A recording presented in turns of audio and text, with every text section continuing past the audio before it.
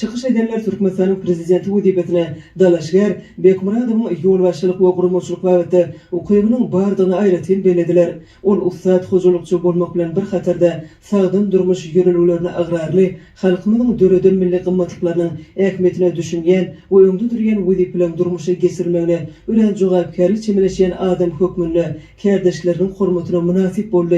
Ağacan Bekmuradov 1995 yılda Türkmen Devlet Binagarlık Quruluş Enstitüsü'nü tamamlap, injener quruluşçu hünerini elalli. Ol ödürlü yıllarda Marı vilayetinin etraflarının hakimliklerine, Maltun adına yaşlar urumasının vekil vadir etraf meclisine, kardeşler arkadaşlarının vekil vadir etraf birleşmesinde işledi. Ve 2017 yılın aprel ayından beri Marı vilayetinin hakiminin ormasır vazifesinde işleye.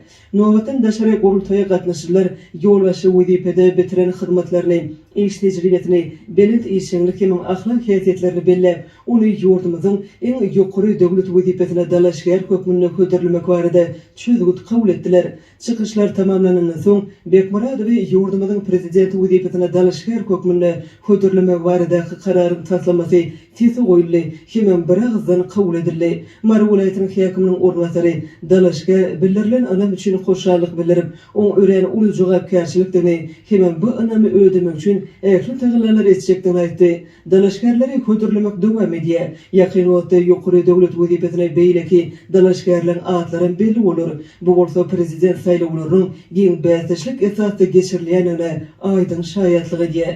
Häzirki jemgyýetçilik syýasy mögsümüň Türkmen